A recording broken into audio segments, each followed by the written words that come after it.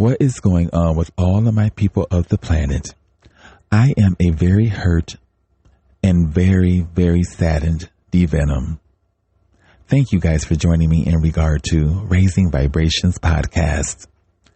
I hope all of my people of the planet, especially my people of addiction, relapse, and recovery, are staying on that straight and narrow and doing everything possible to elude psychic vampires, negative energies including podbean trolls and scallywags, along with relapse from one's lives. We all should know by now that those particular elements only take away from our energies and our vibrations. If we could elude them at all costs, we have done our own selves some justice and a huge favor. And with that being said, let's get into Raising Vibrations podcast, aka Addiction, Relapse, and Recovery.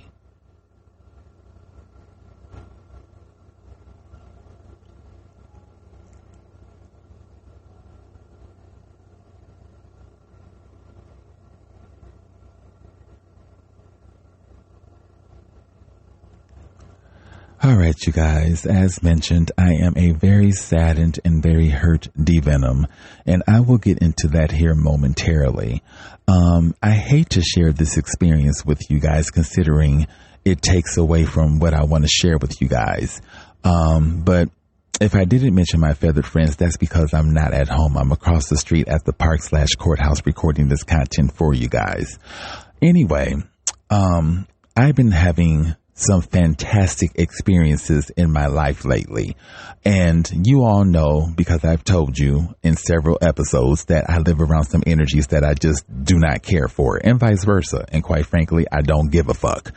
Anyway, after washing laundry yesterday, I come home, and on the way home, I'm blaring Madonna's Burning Up instrumental. Again, I don't give a fuck what anyone has to think. I have been done caring about what people has to think in regard to D-Venom a long time ago. Anyway, I pull into our parking lot, our meaning myself and those energies that, I don't too much care for. And I park. I start gathering things to, bring inside. I take those things inside. And on the way out, I hear a burst of laughter from a female come from above. And I'm not assuming anything. My thing is, I denied my intuition years ago. I'm not going to do that anymore. Now that I am full within my power and know who I am, and these letter M's that are on my palms are activated, and this half crescent moon is activated, I will not deny my intuition. I know that laughter was about me and the music that I was playing, and whatever else she had to laugh about. And so the funny thing is, and I didn't react to it. I mean, I said a couple of things under my breath or whatever the case may be, because it's like you got the chutzpah to laugh at anything that I'm doing in life, which are some fantastic motherfucking things compared to their life. Bitch, you just a couple of nights ago was upstairs getting your whole motherfucking ass beat by your man. No disrespect, white bitch and a black and a nigga. No disrespect. Anyway, she was screaming from the top of her motherfucking lungs, obviously to get somebody's attention, for him to obviously quit, doing what the fuck he was doing, which was beating her ass. Anyway, all you heard was thumping and shit upstairs, and I went to the front door where there's like, a window where you can look out of, but I fuck that, I had my door cracked open. Shortly thereafter, he come walking his little skinny ass to his vehicle with boxers on and a white beater. Okay, it fits the motherfucking it fits the story just right. She getting her ass beaten. He come out with a white beater. Anyway, he getting in his car, murmuring under his breath before he gets to the car something about a bitch, talking about her. And shortly after he leaves, she gets up, obviously from getting her ass beat, into stomping around upstairs. Baby, I'm downstairs, and I didn't laugh during her experience, because it's not funny for any female. It's not funny to laugh at any female getting their ass beat by some insecure ass man. I don't give a fuck what nationality you are. But you got the chutzpah to try to throw negative energies at me, which I didn't catch. I rejected those energies because I'm living fabulous. Compared to, I'm downstairs, and after the fact, I started laughing because I don't have none of that shit going on in my life. And considering the fact that I done went through 13, 14 some year methamphetamine battle, off and on, more on than off, and still I come out on top. I have so many beautiful endeavors and projects and blessings ahead of me that these motherfuckers don't know it. Well, they may know because I've been talking extra loud in my motherfucking apartments for them to hear. And they be stomping around and shit, let me know that they're irritated. I don't give a fuck.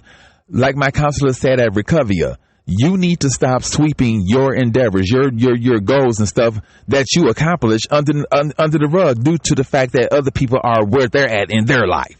Stop doing that. And that's what I'm going to do.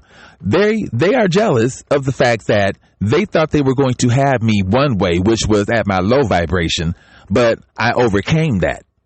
And now I'm thriving. And I know that it irritates their ass. When I get on podcasts, they thumping around upstairs and irritated. I don't give a fuck. You're not going to take away from my dreams just like anybody else is. But to try to throw that energy off on me because you feel a particular way about your own self upstairs getting your ass beat, you're not going to put that on me. Yes, I came in that parking lot blaring Madonna louder than a motherfucker, as loud as I can, as loud as my car could blare as loud as my car could blare music I had it turned up, okay? And I turned in my spot and I kept that motherfucker loud and playing because I don't care. And that's where the laughter probably came at, because I wasn't bumping no, you know what I'm saying, all that hip hop, even though I do, but I wasn't bumping nothing like that. I was bumping old school Madonna, Burning Up. And I don't give a fuck what they were laughing at. I just know that it was me that they were laughing at. But my thing is, you were upstairs getting your ass beat by your whole man that you still spreading eagle for, looking like a stupid motherfucking fool. When I tell you, after he got done beating her ass and left, that apartment complex was quiet as the fuck. I mean, it was quiet. You could hear a motherfucking needle drop. That's why she probably sat her ass still for a minute, because she was embarrassed. Because you caused all that commotion and you caused all that noise and shit for someone to react. You didn't. Yeah. You wanted someone to save your ass. You wanted Captain Saberhold to save your ass because you up there getting beat. I don't have that in my life. And even if I had a motherfucking partner, baby, I wouldn't be going through half the shit you go through. And let some of the neighbors tell it. Those that have gone and those that are still there, that's all y'all motherfucking do is argue. Prime example. A couple of nights ago when you was getting your ass beat, you proved that that's all y'all do. Trick, I don't have that in my motherfucking life. But anyway, let me stop talking about that, because it truly does take from the fact that I'm still hurt and saddened by what happened the day before yesterday. I wake up as normal and I'm taking care of business, and I do believe Miss Mo, who is on this platform with a platform by the name of Real Talk Recovery, she reached out to me for an interview. So before that interview, I had a session with my psychiatrist, and the interview that myself and Ms. Mo scheduled with each other was planned for 10:30 a.m. Mountain time here in Arizona. Anyway, but we have the same time frame, so it matched. Anyway, I wanted to quickly shower before that interview, and because I have Recovia to go to as well, so I wanted to make sure all that was done and over with, so I can be ready to get out the door and whatever else. Before I went to take that shower, I wanted to share some of that positive energy that I was receiving that morning, because I was on, how can I say it? I was hustling. I was making phone calls. I was uploading on my platforms. I was doing this. I was doing that. The energy was very positive. I was getting things done. And I looked in the cage to address my babies. I see Bullet and I see Little Man, which are the two bluebirds. And I'm looking for Sunshine and I'm looking for Little One, and I don't see them. And my eyes went to a specific corner within their cage, and I see Little One, which is, she's multicolored. On her stomach, I couldn't even see her face, dead. And I see Sunshine not that far behind her on her back, beak open, eyes open, dead. Both of their eyes were open, quite frankly. And till this day, I'm still puzzled in regard to what happened. I checked their food, and one of the dishes, the food was, pretty empty. And the other dish, it was slim, but there was still food in there to sustain them until I had put more in there. So I don't think food was an issue. The water was okay. It needed to be changed, considering I slept overnight or whatever. So yes, they could have used fresh water, but if they needed to hydrate themselves, the water was there. I don't think they had snacks left, but I'm just tripping. The other two were fine. And another thing that trips me out is the two that passed away are the alleged females, and they died pretty much. I believe, I don't know. Like I said, it could have happened that night or it could have happened that morning. But if it would have happened that morning while I was conducting business, I would have heard it. I think because I was, my where I sleep is right near their cage, so I would have heard that thump. I heard nothing, and it didn't dawn on me that the other two left weren't as loquacitive as they normally would be had the other two birds been alive. And I noticed after finding, Sunshine and Little One deceased, those two were depressed. I could just tell by their behavior. And I was so crushed looking at this. And I think I left them in the cage because I couldn't deal with it at that point. I do believe that I conducted the interview with myself and Miss Mo and got that done and over with. And I do believe that I took them out of the cage before I went to Recovia. I couldn't even handle my feathered friends because, I don't know, in my head, they were going to spring back to life. And that would have scared the fuck out of me, to be honest with you. So I couldn't handle them for various reasons. When I touched Sunshine, she was just so stiff. Both of them were just so stiff.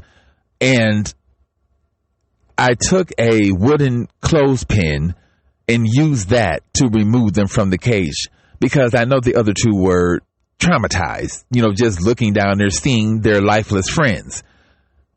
I didn't want to leave them out because I knew that I had to go to Recovia, and it's hot in Arizona, and I turn my air conditioner off to save, energy and money when I leave.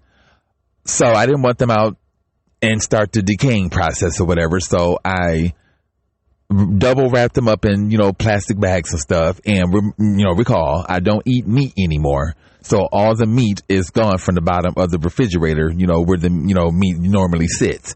So I put them in there, and they're still there currently, pretty much froze, until I make a makeshift, memorial for them within the backyard.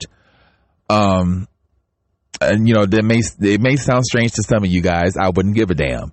I'm preserving those birds because they done a lot for me during my addiction and, after that. And they deserve, just like my cat, a proper memorial, and I'm going to give them that. So they're going to sit their asses in that damn freezer until I find a proper something to put them in.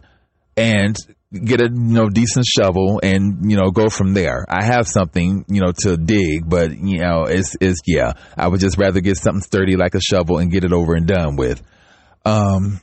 Anyway, I recall I went into the restroom and I was flossing my teeth and brushing them and gargling or whatever else. And during that process, I took a moment to grieve. And had I been in my addiction relapse phase, I would not have felt anything. And I would have been out that front door or either calling my ex-dealers, asking for some methamphetamine or seeking for some methamphetamine. I just would have been wanting it. And I would have quickly relapsed over a traumatic experience like this. But I allowed myself to grieve, and I grieved for for a while. I allowed the tears to flow. I allowed those feelings of being hurt, saddened, and whatever else to do its thing, purify me.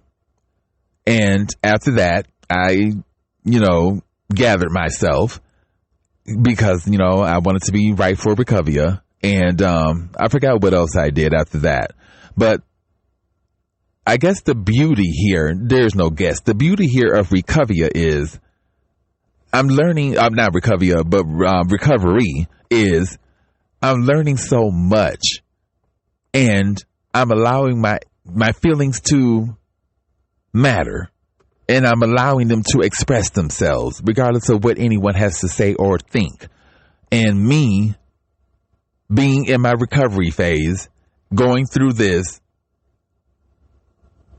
and allowing my tears to shed and whatever else, I'm proud of myself that I didn't relapse. And I knew that I wasn't, but I'm just proud of myself. And even though I'm going through my own bit of grief, I seeked out some groups that possibly are centered around helping individuals or supporting individuals, especially addicts that have non-human companions that have passed on. There are none in a nutshell. And I was shocked by that. They have every other group, but they don't have anything supporting addicts that have lost their non-human companions. And this world is about making movements. And I now see what it means to move mountains and be a leader and standing in your power, etc., etc. I said, fuck it. I thought about a lot of different things, including Mimi, who I learned about in Article 9 for my position at OSBI, One Step Beyond Inc. Mimi is an individual who had a daughter that's intellectually challenged, and Mimi went looking for organizations dedicated to serving those special people and couldn't find any. And Mimi was offered a grant, if I'm not mistaken, and if she could find a property or whatever to start their own organization, they would get the grant or whatever. So I believe they found a place, and it was passed, for them to move forward. And they named the organization after their special needs daughter. And that's what I thought about that. And I created my own group. Whether or not it gets popular, I don't know. I don't care. I just knew that I needed to do this for people out there that are going through what I'm going through. Imagine all of the homeless people that have non-human companions that lose them to someone stealing them or a death or whatever the case may be. It's a loss. Imagine what they go through. They relapse quick as fuck. And then they don't have the psychiatric help to give them what they need, for those that have intellectual challenges. It's just a lot going on. And I'm glad that I'm glad that I'm a part of a movement. This is why I don't fuck with people like my neighbors upstairs. Y'all are so 3D conscious minded. I don't have time for that. And I recall when I was in that phase, people looked at me like, damn, bitch, I wish you would grow the fuck up and get your damn shit together. I wish you would stop doing motherfucking drugs and sucking all this dick and doing all this shit and allowing yourself to be. I know people looked at me like, get it together. But I wasn't ready to do that at that point. Now that I have pretty much surpassed 4D conscious and in 5D conscious mode, I look at people in 3D conscious mode and I am just disgusted with the motherfuckers. Like at meetings, 12-step. Motherfuckers be whispering and shit when people are, sharing their stories. Queens are walking around with their noses all stuck up and acting sedity and whatever the case may be. And it's like, who walks around, I'm talking about my people in the gay community, throwing shade when you are a particular age. I stopped throwing shade and doing that dumbass shit a long time ago. Bitch, if I don't like you, I just don't like you. I don't have no need to throw you no shade. I'm just gonna let you know, bitch, I don't like you. But all this throwing shade, and it's just stupid shit. I am on something totally different. I'm about to brand or looking into branding real life. Excuse me. I'm looking into branding addiction, relapse, and recovery and forming that into some t-shirts. In hats or whatever the case may be, is going to be branded. I'm also looking to brand something else, LLS, which I use on my YouTube platform, which stands, I won't say what it stands for, but I have a good friend that's into fashion that, I told the idea to, they critiqued it and I had to take it, but I want that critique because I don't want to produce something for my people that's going to be lame. So I'm putting a lot of thought and effort into this before I produce anything. So I have shit going on. And with Podbean, I don't have time to fuck around with motherfuckers on Podbean that aren't talking about shit. I'm going to figure out, because Ms. Mo told me that I can set my platform to where I don't get interrupted when I am talking to my people out there. Because I have things from the big book that I want to read, like different stuff from about 12-step. I want to share different, I just want to share stuff with you guys without any fucking interruption, especially from motherfuckers offering meaningless conversations. That shit annoys the fuck out of me, to talk to someone that is not talking about a motherfucking thing. I promise you it does. And on Podbean, there are a lot of motherfuckers that will I don't say interrupt me. I address people because I don't like to ignore people that come into the live, stream. But I'm going now, if it's not geared towards addiction, relapse, and recovery, then there's no need to be in my live stream. I'm going to be very strict moving forward in regard to how I want to run my shit. Period. And considering I'm paying $14 a month and not getting paid on Podbean's platform, you got to do so much just to get some kerns. The other platform, which is only $6 a month, and I get paid if I, have these interviews from beginning to end, and I have a ton of motherfuckers that want interviews. I don't have time to play with motherfuckers pro bono bullshit. And don't get me wrong, it's not about the money in regard to what source has spiritually contracted me to be here for. But I have a livelihood to keep afloat as well. So I have to earn some money somewhere. And I'm not finna fuck around with this shit on Podbean, with motherfuckers, interrupting me. And then individuals that do have relapse and stuff, that have shared stories with me, they're going through relapse over some stupid ass shit. Dumb stuff. I'm listening to the shit. I'm just like, oh my God, I'm sorry that they have experienced the relapse, but the fact that they relapse just sounds so fucking stupid. It's just that there are individuals out here that are truly going through it that have relapse, and you have relapsed over a fucking woman or over just stupid shit. I don't have time for that. It's meaningless, and I don't want to deal with it. This is a whole nother D-Venom that is in the process of trying to reach her enlightenment. And I don't want any people, places, and or things that aren't offering,